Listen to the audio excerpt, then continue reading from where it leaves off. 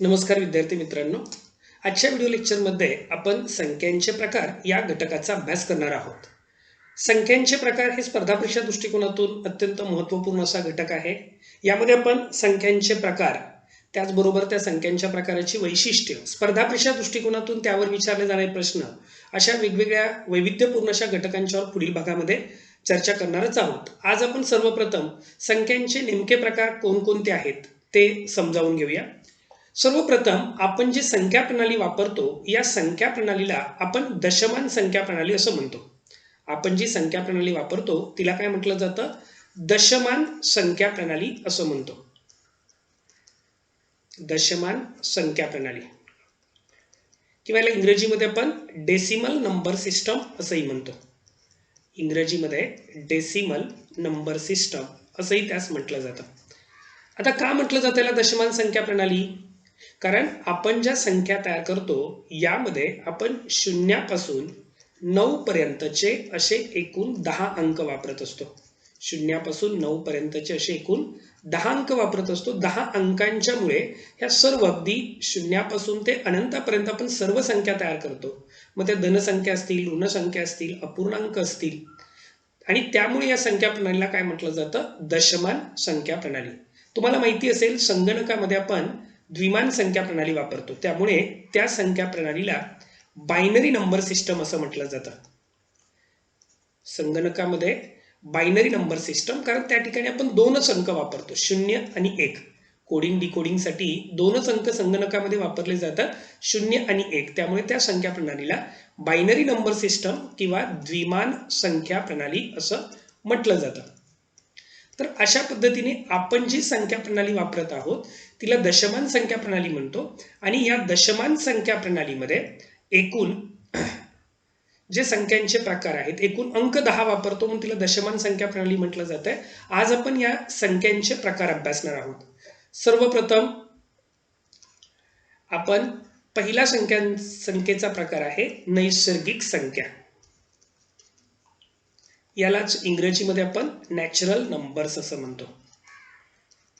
इंग्रजीमध्ये सांगण्याचा हेतू, आपल्यापैकी बहुतांश विद्यार्थी सेमी इंग्लिश माध्यमातून मॅथ्स शिकलेले आहेत, त्याच्यामुळे आपण इंग्रजी टर्म सुद्धा त्याच्या विचारात घेऊ. नैसर्गिक संख्या, नॅचरल नंबर्स, अर्थात वस्तूंची गणती किंवा मोजदाद करण्यासाठी ज्या संख्या वापरल्या जातात, म्हणजे निसर्गातल्या सर्व वस्तू ज्या संख्येने आपल्याला मोजता येतील त्या संख्यांना आपण नैसर्गिक संख्या असं म्हणतो.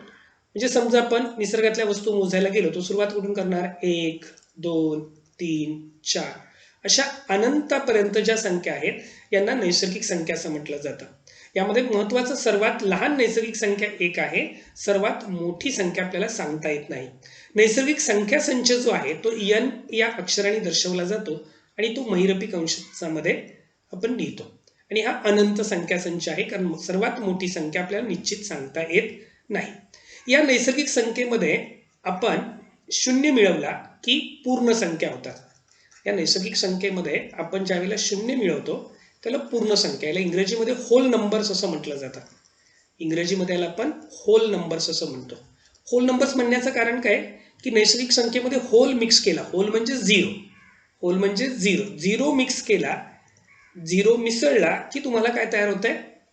पूर्ण संख्या तयार होत आहेत. पूर्ण संख्या या W या अक्षराने पूर्ण संख्या संच दर्शवला जातो. W या अक्षराने पूर्ण संख्या संच दर्शवितो. इथे महत्वाचं, सर्वात लहान पूर्ण संख्या 0 आहे, सर्वात मोठी पूर्ण संख्या अर्थात सांगता येत नाही. म्हणजे थोडक्यात नैसर्गिक संख्येमध्ये 0 मिसळला की तुम्हाला काय मिळेल? पूर्ण संख्या. त्यानंतर तिसरा जो प्रकार आहे तो म्हणजे पूर्णांक संख्या. पूर्णांक संख्या अर्थात पूर्णांक संख्या संच आय इंटिजर असं म्हटलं जातं आणि हा आय या अक्षराने आपण दर्शवतो.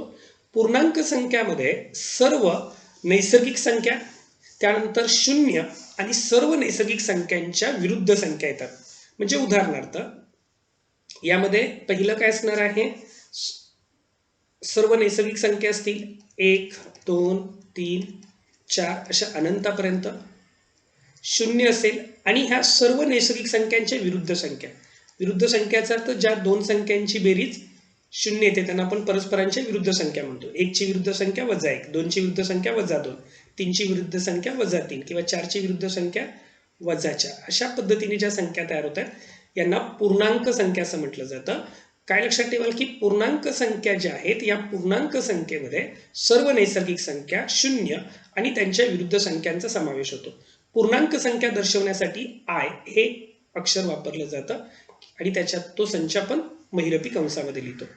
त्यानंतर चौथा प्रकार आहे परिमेय संख्या. परिमेय संख्या, परिमेय संख्येचा अर्थ ज्या संख्या आपल्याला अंश भागिले छेद या स्वरूपात मांडता येतात, पी छेद क्यू या स्वरूपात मांडता येतात. फक्त महत्वाची अट Q is not equal to zero. Q is not equal to zero म्हणजे जर पी छेद क्यू ला आपण क्यू ने मल्टिप्लाय केलं तर उत्तर पी आलं पाहिजे. त्यावेळेला या संख्या संचाला आपण काय म्हणतो, परिमेय संख्या संच.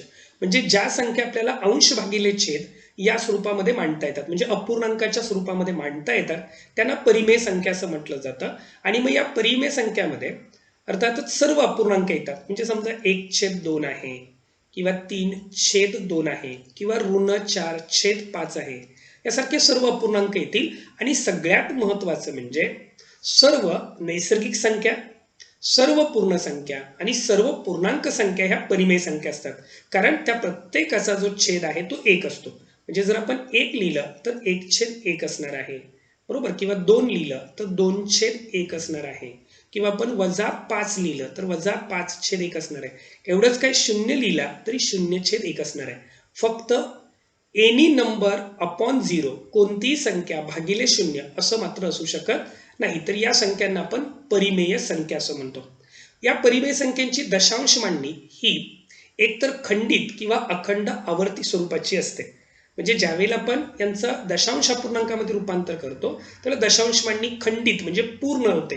म्हणजे उदाहरणार्थ 1/2 याचा जर भाग लावला तर आपल्या लक्षात येतं की तो 0.5 येतो.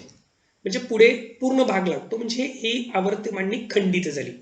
ते जर 1/3 याचा भाग आपण लावला, भागाकार केला, तर तो 0.333 याप्रमाणे पुढे येतो. म्हणजे ही काय झाली, अखंड आवर्ती झाली. त्यामुळे त्या परिमेय संख्येबद्दल लक्षात ठेवावं लागतं. परिमेय संख्येची आवर्त मांडणी खंडित किंवा अखंड आवर्ती असते. म्हणजेच ठराविक अंकांचा गट हा ठराविक कालखंडानंतर किंवा ठराविक अंकांचा गट हा पुन्हा पुन्हा येत असतो, म्हणून त्याला अखंड आवर्ती मांडणी असं म्हटलं जातं. त्यानंतर पुढचा प्रकार आहे तो म्हणजे अपरिमेय संख्या.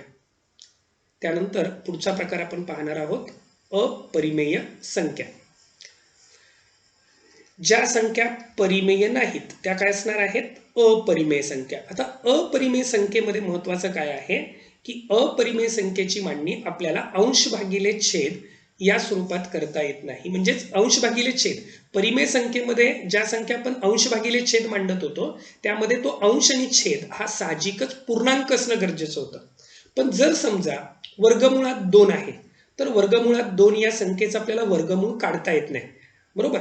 जर वर्गमुळात 4 असेल तर वर्गमुळात 4चं उत्तर 2 येतं. मग हे 2/1 हे परिमेय संख्येच्या स्वरूपात मांडता येतं. पण वर्गमुळात 2 आपल्याला परिमेय संख्येच्या स्वरूपात मांडता येत नाही. वर्गमुळात 2 असेल, वर्गमुळात 3 असेल किंवा घनमुळात 4 आला, 4चं पूर्ण घनमूळ आपल्याला काढता येत नाही, बरोबर. किंवा समजा 5चं चौथं मूळ काढायचंय तर ते आपण काढू शकत नाही. म्हणजे पूर्ण संख्या किंवा पूर्णांक संख्या त्याचं उत्तर येत नाही. आणि म्हणून मग अशा संख्यांना आपण अपरिमेय संख्या म्हणतो. आपली पाय ही सुद्धा अपरिमेय संख्या आहे. तर याचप्रमाणे वर्गमुळात 2, वर्गमुळात 3, घनमुळात 4 किंवा 5चं चौथं मूळ पाय या संख्या अपरिमेय संख्या आहेत. आणि या अपरिमेय संख्येची दशांश मांडणी अखंड अनावर्ती असते. म्हणजे पायची किंमत जर आपण 22/7 असं घेत असलो तर जेव्हा दशांश अपूर्णांकामध्ये मांडतो त्याला ती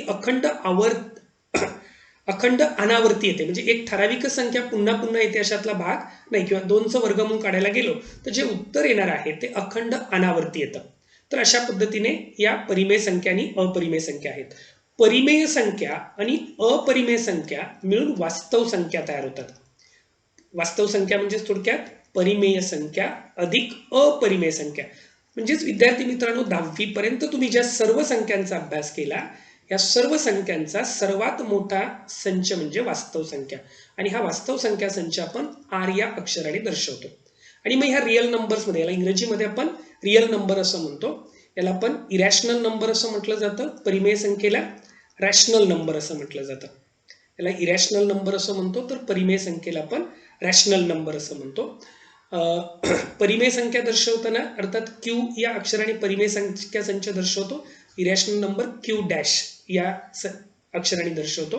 वास्तव संख्येमध्ये परिमेय संख्या अधिक अपरिमेय संख्या म्हणजे थोडक्यात 1, 2, 3 सारखे पूर्णांक सुद्धा येतील किंवा 1/2, 3/2 सारखे अपूर्णांक पण येतील. वर्गमुळात 2, वर्गमुळात 3 यासारखे अपरिमेय संख्या सुद्धा त्यामध्ये येतील. अशा अर्थात हा संख्या संच सुद्धा अनंत असणार आहे. हा संख्या संच सुद्धा काय असेल, अनंत असेल. त्याच्यामध्ये ऋण संख्या येतील, धनसंख्या येतील, शून्य येईल. म्हणजे सर्व वास्तव संख्या म्हणजेच परिमेय संख्या अधिक अपरिमेय संख्या संच मिळून वास्तव संख्या संच तयार होतो. वास्तव संख्या संच हा थोडक्यात लक्षात ठेवा की यामध्ये एक विधान लक्षात ठेवा.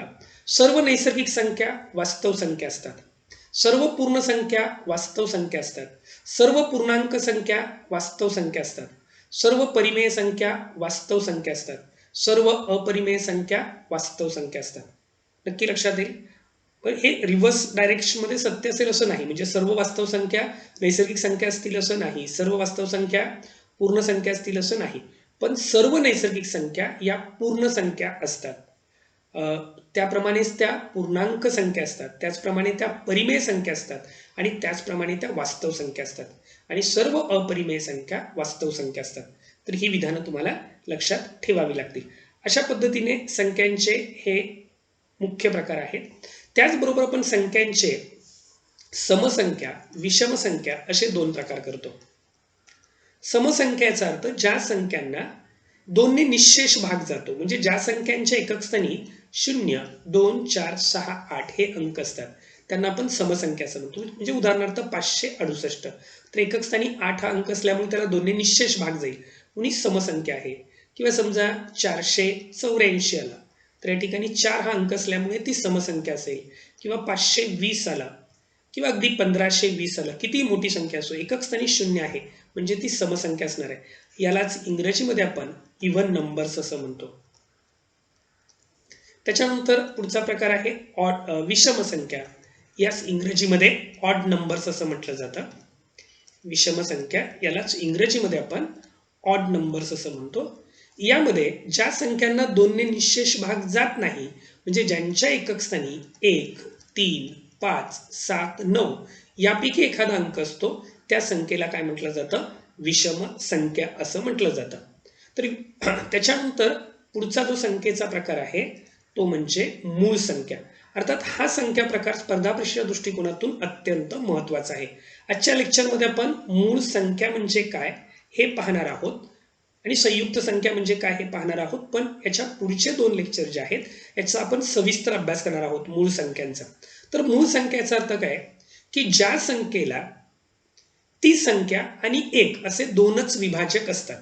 म्हणजे त्या संख्येला फक्त एक तर त्या संख्येने भाग जाईल किंवा एकाने भाग जाईल. म्हणजे उदाहरणार्थ 2 ही मूळ संख्या आहे कारण 2 ला आपण फक्त 2 नी भागू शकतो किंवा 1 नी भागू शकतो. 3, 5, 7, 11, 13, 17, 19 या क्रमाने ज्या येणाऱ्या संख्या आहेत त्यांना आपण मूळ संख्या असं म्हणतो. कारण जर आपण 3चे मूळ अवयव पाडायला गेलो तर 3 एक्के 3 याच्यापेक्षा आपण त्याचे अवयव पाडू शकत नाही. 5चे अवयव पाडायचे तर 5 एक्के 5 याच्या व्यतिरिक्त अन्य अवयव येत नाहीत. 7 एक्के 7 म्हणजेच यांना फक्त 2च विभाजक आहेत. एक ती संख्या आणि 1 असे 2च विभाजक आहेत म्हणून त्यांना आपण मूळ संख्या असं म्हणतो. आणि मग या 2 विभाजका व्यतिरिक्त जर अन्य विभाजक असतील तर त्या संख्येला संयुक्त संख्या असं म्हटलं जातं. त्या संख्येला संयुक्त संख्या म्हणतो. मूळ संख्येला इंग्रजीमध्ये प्राईम नंबर्स असं म्हटलं जातं. तर संयुक्त संख्येला इंग्रजीमध्ये कंपोजिट नंबर्स असं म्हटलं जातं. संयुक्त संख्येला आपण कंपोजिट नंबर्स असं म्हणतो. मग उदाहरणार्थ 4 आहे तर 4 ला काय होतं, 1 ने भाग जाईल, 2 ने भाग जाईल, पुन्हा 4 ने भाग जाईल. म्हणजेच इथे काय झालं, 2 पेक्षा जास्त विभाजक आले म्हणून तिला संयुक्त संख्या म्हणतो.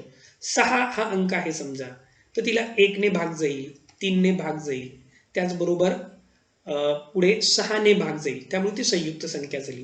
किंवा समजा 12 ही संख्या आहे तर 12ला 12 एक्के 12, बेसक 12, 3 चौक 12, 4 त्रिक 12, 6 दुने 12, 12 एक्के 12, 1 2 3 4 6 12 या संख्येने भाग जाईल म्हणून तिला काय म्हटलं जातं, संयुक्त संख्या असं म्हटलं जातं.